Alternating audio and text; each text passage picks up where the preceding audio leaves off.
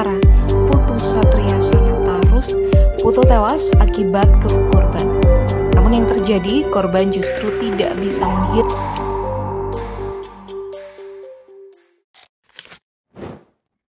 Baru-baru ini, kita dikejutkan dengan kematian salah seorang taruna sekolah tinggi ilmu pelayaran. Berita duka ini menyelimuti dunia pendidikan Indonesia pada awal Mei 2024. Salah satu taruna sekolah tinggi ilmu pelayaran di Jakarta, Putu Satria Anantara Stika, meninggal dunia akibat penganiayaan brutal oleh seniornya. STIP sendiri didirikan pada tahun 1962 sebagai lembaga pencetak pelaut handal.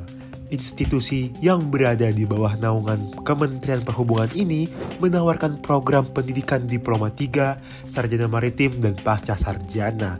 Namun ada tradisi senioritas yang masih menjadi tradisi buruk. Tradisi senioritas dan kasus kekerasan masih tampaknya terjadi dalam STIP. Sayangnya tradisi senioritas yang brutal selama ini menjadi noda hitam dalam sejarah STIP.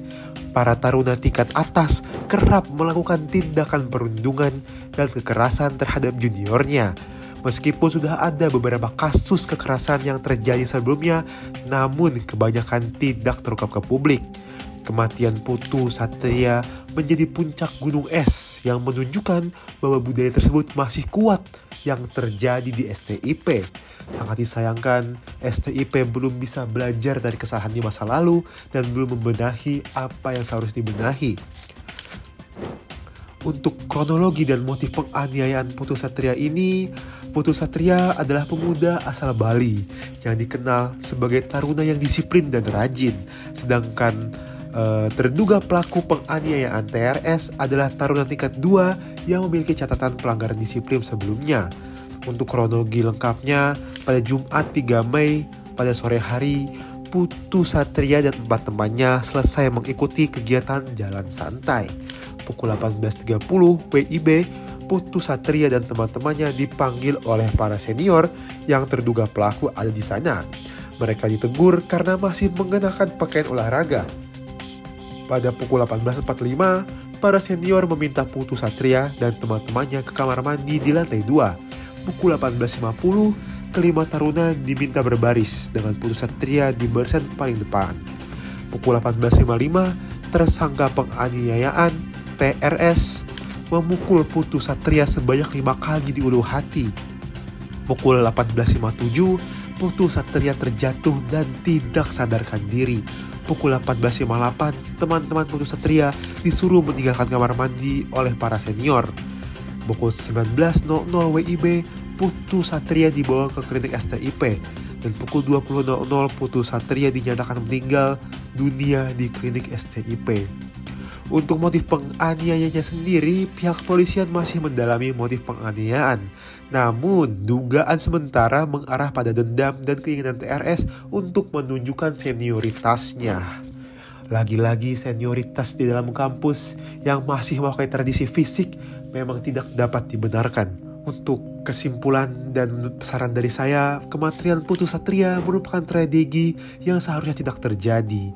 Budaya kekerasan dan tradisi senioritas di STIP harus dihapuskan agar tidak terjadi kerugian dan tidak terjadi kejadian yang serupa.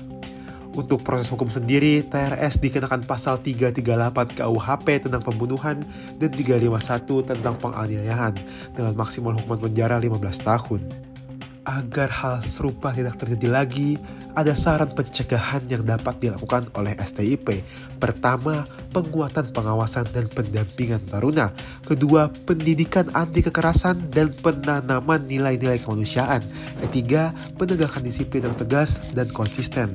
Keempat, evaluasi menyeluruh tradisi dan budaya di STIP. Kelima, peninjauan kembali sistem pendidikan di STIP.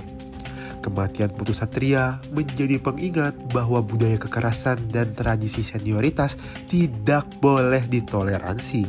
STIP harus berbenah diri dan melakukan langkah-langkah konkret untuk menciptakan lingkungan belajar yang aman dan kondusif bagi seluruh tarunanya.